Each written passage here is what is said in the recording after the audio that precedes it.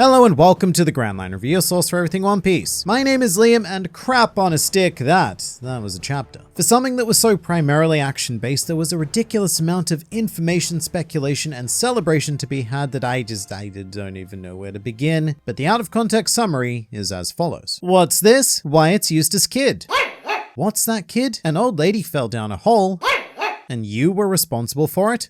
Why, that's awful. You're going to jail. Again. And there you can meet your cellmates, Law Ninja, Cheebles McBean, and Agent Flush, all three of which committed the crime of subscribing to the Grand Line Review, which will result in consistent injections of One Piece justice administered directly into your YouTube feed. And if you want to be our next subscriber of the day, then hit the button and say hi in the comments below if you are a new member of the Grand Fleet. Welcome. Alright, I think I figured out where to begin. Big Mom. Defeat. Dead. And for real this time. I absolutely love the ending to this fight. After last week, I was prepared to accept that we'd seen the end of Big Mom for Onigashima anyway, but Oda pretty seriously delivered with defeating this particular emperor in so many ways that it's just like, my brain doesn't know what to focus on. Because in the end, it wasn't just the teamwork of Law and Kid that brought the biggest of the mothers down, but just like Luffy with all of his tougher situations, it was more of a convergence of circumstances that led to the underdogs being able to pull off the impossible. Because it really was such a specific set of circumstances that allowed this victory to happen. Which isn't just about Kid and Law, but this also wouldn't have happened if Kaido hadn't started to do a bit of a floaty float with Onigashima. It also wouldn't have happened if not for the weapon stockpile in the armory. And the thing that finished, well, not finished, but took her out of the fight was one of those bombs. So if anything, Kaido is partially responsible for Big Mom's defeat as well. But also the fact that we have gone to such great lengths during Wano to isolate Big Mom and make sure that her crew wasn't around to essentially carry her as per usual. So this defeat is the result of an overwhelming amount of factors in addition to some incredibly intelligent maneuvers from certain weaker individuals. Obviously, such as Law. Honestly, the highlight of this chapter for me was his new R-Room technique inspired by Rocinante's Devil Fruit. That hits me right here in the chest thing because it was not just brilliant, but beautiful. Because it showed that Law had learned from the first time that he and Kid knocked Big Mom off Onigashima. They saw her saved by the homies, so this time Law knew exactly what to do to counter that. And to think that the defeat of an Emperor of the Sea was solidified by the enduring legacy of Rocinante is just so ridiculously One Piece. Characters don't die, but even when they do they die? Because when does a person die? When they are forgotten. And right now, Rocinante is well and truly alive in this here fight. It also has a very interesting effect because the big showcase of the chapter is this explosion that seems to dwarf the size of the flower capital, which you would think would be quite alarming to the civilians of Wano, but because of Law's technique, nobody actually hears it. Nor would they feel it as well because the technique probably contains the shockwaves. However, it is so absurdly massive that I would have a bit of a hard time believing that nobody saw the explosion, so the citizens should probably be aware that big things are happening right now, and if they were to incline their gaze ever so slightly upwards, then they would also see the giant floating Onigashima. I do also think it's kind of funny that Law's Devil Fruit is so powerful that it completely encompasses the abilities of a separate fruit. The Ope Ope no Mi is insane. In other fun news, I also quite like that the cover of this chapter is Big Mom defeating Niji and Yonji, but the actual chapter is her being defeated by two other young punks. It's just a fun contrast. Probably the most intriguing thing about this section though is Big Mom's inner monologue as she knowingly plummets to her defeat, which is kind of like a lament directed at Roger. Like, why did you have to do the things that made other people do things? Things that are bad for me.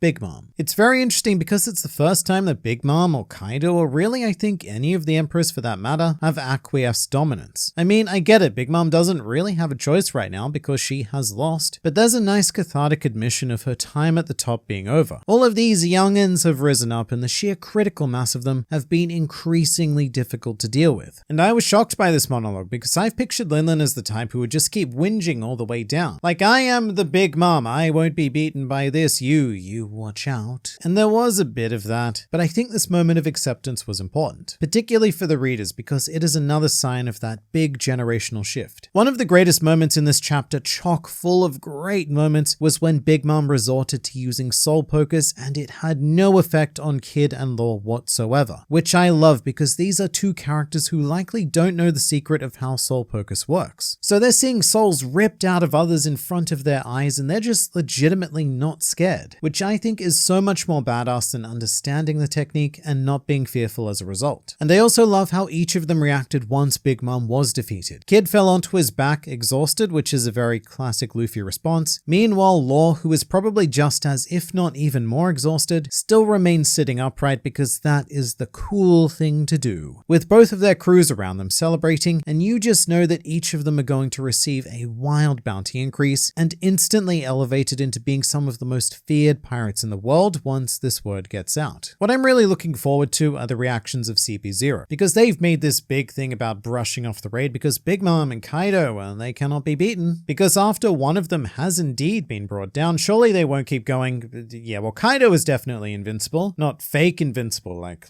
that Big Mother. On a slightly more meta note, I think that this was masterfully done by Oda, because it's the defeat of an emperor, but also not really. Something I was worried about months and months ago was the idea that beating Big Mom might take away some of the glory for Luffy eventually overcoming Kaido, because by that point, having taken down an emperor, well, that would be old news. But the way this was handled was more like Big Mom being displaced rather than defeated, so it leaves Luffy wide open to be the first to actually punch fight an emperor into submission. Alright, now how about everything else? Because there is a stupid amount of details to examine in this chapter. Firstly, while Big Mom was doing her little tumbly-tum, there were some catch-up shots which actually confirms that the Grim Reaper, which Zoro saw, is not Brook, because they are in completely different locations. And I was pretty damn sure that this was a setup for a Brook gag, but now that we know for sure it isn't, this can get pretty crazy. So option 1, Zoro was hallucinating. Option 2 is that a physical manifestation of death does exist in the One Piece universe, and Zoro is about to be taken. And option 3, the Grim Reaper was a manifestation of Enma, sort of like a Bleach thing where all of their fun swords are living spirits. Whatever the case, this chapter has made that whole situation 100% more intriguing, and we've also left Zoro on quite a literal cliffhanger as his body appears to be falling off the island. Although we did establish before that Frankie was on his way to Zoro, so we'll probably see a nice moment of savage there. Also, on this exact same spread of panels, we see Komurasaki and Orochi again. However, very notably, Komurasaki is now wearing her mask, which is one of those mysteries that we still haven't quite solved. The question was very literally asked the first time we saw her play, but then left lingering for the past, I don't know, 3 years now? However, she also only wears it when she's playing a specific song, Orochi's favorite song that is, which last time ended quite dramatically with her being quote-unquote killed. So we are potentially setting up some pretty high dramatic stakes here. And also with the mask on, she's now in perfect position to play out an ending for Act 3 whenever that occurs, which is also maybe never. Perhaps the rest of One Piece will just be Act 3 of Wano. I mean, Act 3, it is currently longer than literally every arc in the series that isn't Dressrosa or Wano, so... And also, before moving on to the massive revelation, we also need to talk Raizo versus Fukurokuju. This fight doesn't have a fancy Oda box ending, but it appears to have concluded with Fukurokuju having collapsed and being in need of water, whilst Raizo stands proud and determined and still very on fire and probably dying. So it feels like we still have a full stop to add to the sentence, but that fight being resolved pretty much just leaves Luffy versus Kaido and I suppose whatever CP0 were doing if we care about them, but we are now salivatingly close to the main event of Monkey versus Dragon. But because this is One Piece and we can't just have a pure action chapter, Oda understands that we as readers have a very diverse appetite to fulfill, and so he threw in the mind-crushing revelation of Zunesha. Firstly, we confirm that Zunesha was the voice speaking to Momonosuke previously, which I think was fairly obvious, but I suppose not guaranteed. But this is one of those moments where I forgot exactly how much Momo knows, because while this raid has happened, he read his father's journal and officially knows more about the history of this world than anyone who isn't Yamato, Ray Lee, or other Roger pirate relics. And so Momo very casually drops that Zunesha was basically a nakama of Joy Boy, which is one of those things that makes you think just how close to the end of One Piece we really are. In a bizarre twist of time, we are now only 1 degree of separation from Joy Boy through an entity that physically knew him. And given that this elephant can communicate, I imagine there's a fair few questions to be asked. Actually, this is very much like a dream scenario for Robin, a living being connected to Joy Joy Boy who lived through the Void Century. But it's just so hard to know how to take this. I'm mostly just gobsmacked. But excited, very excited, because we have the potential to actually see Joy Boy in the near future through maybe some kind of Zunesha flashback. But it's also one of those things that makes my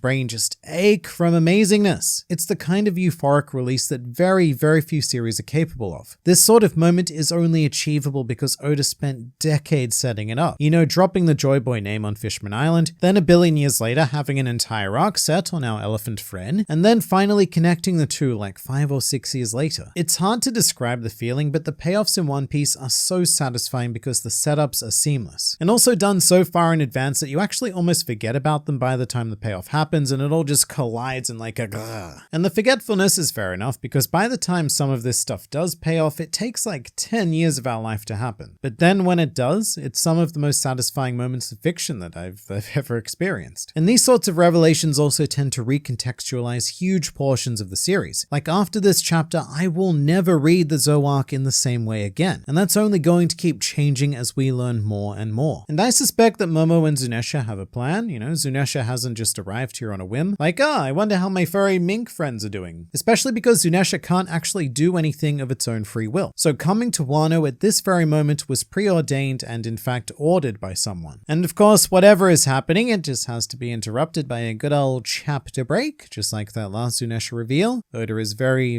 good at doing things like this, making sure that we have something to ponder over the next 2 weeks. But we are in very deep waters now. Narratively, of course, because Onigashima is still very much in the air, but the climax is rapidly approaching. There is so little left to do to secure victory on Wano, and all of the pieces we need to do those things are right here. It's just going to take one last push of everything that everyone has, and that sun is going to rise. And while we wait for said sunrise, here's another video because there's always more to learn, explore, and experience with this wonderful series, so I look forward to seeing you there.